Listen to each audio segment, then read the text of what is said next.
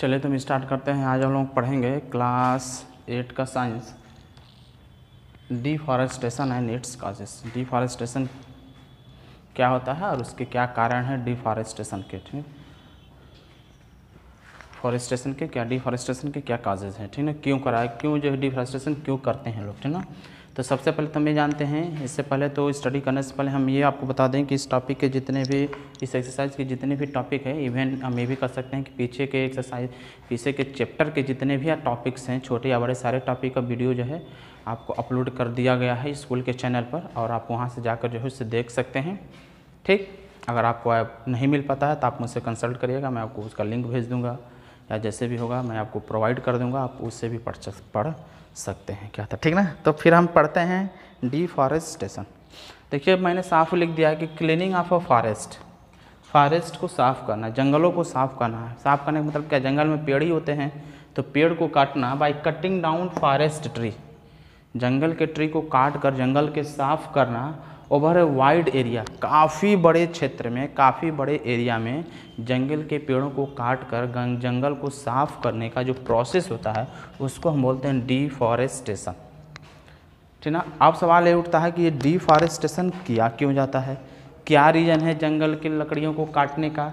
तो जंगल के लकड़ी को काटने का कई रीज़न है। सबसे फर्स्ट जो हमारा कारण है, कह सकते हैं कि forest tree are cut down to obtain the wood for using fuels, तो हम कह सकते हैं टू ऑब्टेन्ड वुड, लकड़ी प्राप्त करना किस लिए, तो फॉर यूजिंग फ्यूल, भाई ईंधन के लिए। जंगलों में लोग लकड़ी काटते हैं, काट कर घर लाते हैं, जंगल के आसपास के जो रहने वाले लोग होते हैं लकड़ी को काटते हैं, जंगल के पेड़ों को काटते हैं, काट कर उसके लकड़ियों को लाकर क्या कहते हैं, जला कर उस पर खाना बनाते हैं, फ्यूल्स कर। वहाँ पर अगर उन लोग के पास LPG गैस नहीं उपलब्ध होता है तो इसी पर्पज़ के लिए लकड़ी क्या कहते हैं, जंगल के लकड़ी को काटते हैं। दूसरा हम कह सकते हैं कि जो फॉरेस्ट्री होता है कट किया जाता है to obtain the wood for making door, window, furniture. आप देखते हैं आपके घर भी, बहुत से लोगों का घर दरवाज़ा क्या होता है, लकड़ी का होता है, विंडो में भी लकड़ी लगता है।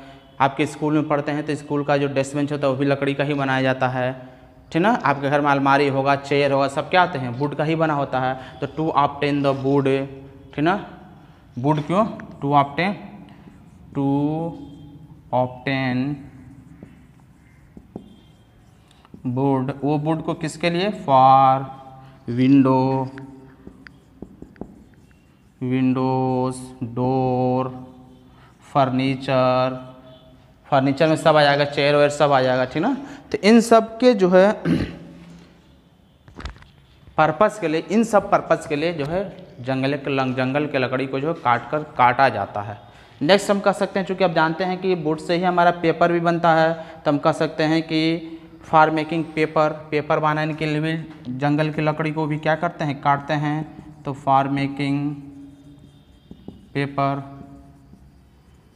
भाई पेपर का तो आजकल बहुत ज़्यादा यूज है ना, तो कहाँ से मिलेगा, लकड़ी नहीं रहेगा तो कहाँ से पेपर मिलेगा, इसलिए पेपर के लिए भी, इस पर्पज़ के लिए भी कट करते हैं। फिर फॉरेस्ट या cut down to obtain the more agricultural land for cultivation of the crops for increasing the population. हमारे क्या होता है, आप देखते हो कि क्या होता है कि जब घरों के या कंट्री के जब पॉपुलेशन बढ़ते जाते हैं तो अब लैंड की कमी होती है, तो लोग रहने के लिए क्या करते हैं, जंगलों की लकड़ियाँ को काट के क्या करते हैं, वो अपना घर बसाते हैं, वहाँ की लकड़ियों को काट कर वहाँ पर खेती करना शुरू करते हैं, एग्रीकल्चर करते हैं, क्रॉप उगाते हैं। उन लोगों को लैंड कहाँ से मिलेगा, लैंड तो बढ़ेगा नहीं, तो जंगल के लकड़ी को ही काट कर वहाँ पर खेती करना स्टार्ट करते हैं, है ना। तो इस तरह जो है खेती के पर्पज़ से भी, ठीक ना, एग्रीकल्चर के लिए भी लैंड प्राप्त करना हो तो जंगल के लकड़ी को काट कर जो है एग्रीकल्चर के पर्पज़ से भी यूज़ कर लेते हैं वहाँ की ज़मीन को, ठीक। फिर जो है फॉरेस्ट्री को कट डाउन किया था to get the land for the building house factory. ये भी मैंने अभी बताया कि क्या घर बनाने के लिए, बिल्डिंग बनाने के लिए, बड़े बड़े फैक्ट्रियाँ बनाने के लिए, खेती के पर्पज़ से, एग्रीकल्चर करने के लिए, कृषि करने के लिए जो है एग्रीकल्चर की दृष्टि से भी जो है लोग क्या करते हैं, फॉरेस्ट को जो है कट करते हैं, जंगल के लकड़ियों को फॉरेस्ट्री को कट करते हैं। और तो इन सब प्रोसेस के चलते जो है डिफॉरेस्टेशन होता है, ठीक। अब हम पढ़ेंगे डिफॉरेस्टेशन करने से हमें क्या क्या प्रभाव पड़ता है हमारे और हमारे नेचर के ऊपर, इन्वायरमेंट के ऊपर उसका क्या इफेक्ट पड़ता है डिफॉरेस्टेशन का, इसके बारे में हम यहाँ पर डिस्कस करने जा रहे हैं। तो चलिए हम देखते हैं कॉजेज ऑफ डिफॉरेस्टेशन, ठीक ना। डिफॉरेस्टेशन के इफेक्ट ऑफ द डिफॉरेस्टेशन के क्या क्या इफेक्ट होते हैं, लकड़ी अगर काटते हैं क्यों काटते हैं और उसका क्या इफेक्ट हम लोग के ऊपर पड़ता है। सबसे पहला पॉइंट मैंने जो नोट कर रखा है, deforestation will lead to the storage of wood and other forest product. Deforestation हम क्यों करते हैं, हमें जो है लकड़ी इकट्ठा करने की जरूरत पड़ती है। उन लकड़ी का यूज़ क्या करते हैं हम, फर्नीचर बनाने में, चेयर बनाने में, विंडो बनाने में, डोर बनाने में। तो सबसे पहला हमारा जो उद्देश्य है कि लकड़ी इकट्ठा करके हम रखे रहेंगे तो इन सब के यूज़ के लिए भविष्य में हमें काम कर सकता है। या डिफॉरेस्टेशन जो हमें बहुत से वैसे यूज़फुल प्रोडक्ट भी देता है, तो उन सब प्रोडक्ट को प्राप्त करने के लिए भी हम क्या करते हैं, डिफॉरेस्टेशन करते हैं, ठीक। इसका क्या कारण होता है, दूसरा पॉइंट कह सकते हैं कि deforestation will causes an increase in temperature of the earth atmosphere. Deforestation लकड़ी के काटने से हमारे अर्थ के एटमॉस्फेयर का क्या कहता है, टेम्परेचर बढ़ जाता है। एक्चुअली आप जानते हैं कि जब भी रेस्पिरेशन का जो प्रोसेस होता है उसमें हम कार्बन डाइऑक्साइड को रिलीज़ करते हैं, छोड़ते हैं, और एटमॉस्फेयर में जाता है वो कार्बन डाइऑक्साइड क्या होता है, प्लांट्स उसको लेता है और पुनः हमें जो है फोटोसिंथेसिस के प्रोसेस के द्वारा हमें ऑक्सीजन देता है, जिसके चलते वो ऑक्सीजन को हम लेते हैं। और ये प्रोसेस जो है कंटिन्यूस चलता रहता है। हमारे द्वारा कार्बन डाइऑक्साइड दिया जाता है प्लांट्स को, और प्लांट्स के द्वारा कार्बन डाइऑक्साइड दिया जाता है हम लोगों को। तो हम जो कार्बन डाइऑक्साइड अगर देते हैं तो प्लांट्स उसको लेते हैं। अब सपोज दैट कि जंगल के प्लांट्स को, ट्री को अगर हम कट कर दें तो यहाँ पर कार्बन डाइऑक्साइड लेने वाले की संख्या क्या होगी, कम होगा, और कार्बन डाइऑक्साइड कम मात्रा में यूज़ होगा तो हमारे एटमॉस्फेयर में जो गैसेस है उसका बैलेंस क्या होगा, अनबैलेंस। गैसेस का जो बैलेंस बना है वो अनबैलेंस हो जाएगा, यानी हमारे एटमॉस्फेयर में कार्बन डाइऑक्साइड की संख्या क्या होगी, बढ़ जाएगी। कार्बन डाइऑक्साइड की संख्या बढ़ जाने से carbon dioxide get trap the sun's heat ray reflected by the earth. Earth के द्वारा जो है सन्स का जो सन रे रिफ्लेक्ट होता है उसको ट्रॉप्ड करता है, और अगर ये ट्रॉपिंग जो होता है, ट्रॉपिंग ऑफ हीट रे by the carbon dioxide increase the temperature of the earth atmosphere. और ये ट्रॉपिंग जो होता है वो अर्थ के एटमॉस्फेयर का टेम्परेचर क्या करता है, बढ़ा देता है, जिससे ग्लोबल वार्मिंग की भी समस्या हमारा बढ़ जाता है। तो हम ये कह सकते हैं कि अगर फॉरेस्ट के ट्री को हम कट करते रहें, ट्री की संख्या अगर कम हो जाता है तो हमारा जो एटमॉस्फेयर में ग्लोबल वार्मिंग की भी समस्या बढ़ सकता है, जो कि हमारे लिए क्या होता है, बहुत ज़्यादा हार्मफुल होता है, ठीक। दूसरा हम कह सकते हैं कि deforestation will causes the soil erosion. हमारा सॉइल इरोजन जो होता है, जैसा आपको जो फॉरेस्ट के जो ट्री होते हैं वो मिट्टी को, उसकी जड़ें जो रूट होता है वो मिट्टी को जो टाइटली एकदम हेल्ड किया रहता है, पकड़ा रहता है, जिसके चलते अगर बारिश होता है तो मिट्टी का टॉप जो लेयर होता है वो रूट के चलते एक दूसरे के साथ हम टाइटली जुड़े रहते हैं, ठीक ना। जो बाइंड पार्टिकल होता है, रूट कह सकते हैं, ट्री का रूट जो है अर्थ के टॉप लेयर के, उसको क्या कहता है, सॉइल को, पार्टिकल को बाइंड किया रहता है, जिसके चलते अगर बरसात होता है तो बरसात के चलते वहाँ की मिट्टी जो है बहती नहीं है, क्योंकि रूट उसको क्या किया रहता है, बाइंड किया रहता है, ठीक।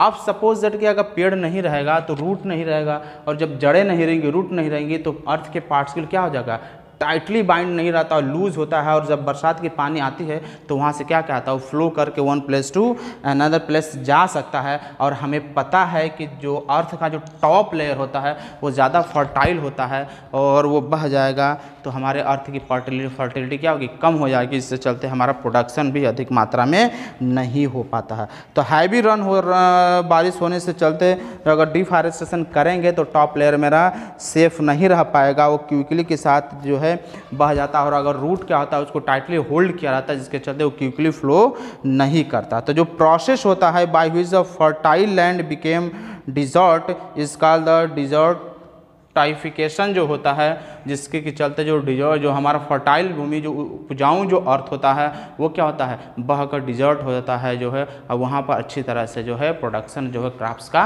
नहीं हो पाता है, ठीक। तो ये भी एक कारण है, ये भी जो है इफेक्ट हो सकता है अगर हम डिफॉरेस्टेशन करते हैं, लैंड की भूमि को अगर हम, फॉरेस्ट के अगर प्लांट्स को, अगर ट्री को अगर हम कट करते हैं तो। दूसरा कह सकते हैं कि deforestation will causes the frequently flooding of river lead to loss of life and poverty.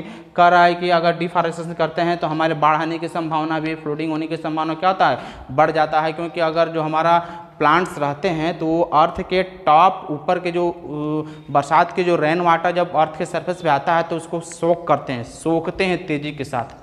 Plants के रूट जो है अर्थ, पानी जो है अर्थ के अंदर तेज़ी के साथ जाता है। तो अगर पानी जो है अर्थ के अंदर जाता है तो जो है फ्लूड आने की संभावना बहुत कम होती है। और अगर ट्री नहीं रहेगा तो फिर जो अर्थ के ऊपर रेन वाटर को शॉक नहीं कर पाएगा, तो इसलिए जो है जो रेन वाटर होता है वो तेज़ी के साथ फ्लो करके रिवर में जाएगा, और रिवर में जो है का ओवर अगर हो जाएगा रिवर का पानी तो फ्लूड आने की संभावना क्या होता है, बढ़ जाता है। तो इस तरह हम कह सकते हैं कि बाढ़ भी हमारा एक तरह से जो है डिफॉरेस्टेशन बाढ़ का भी मुख्य कारण हो सकता है।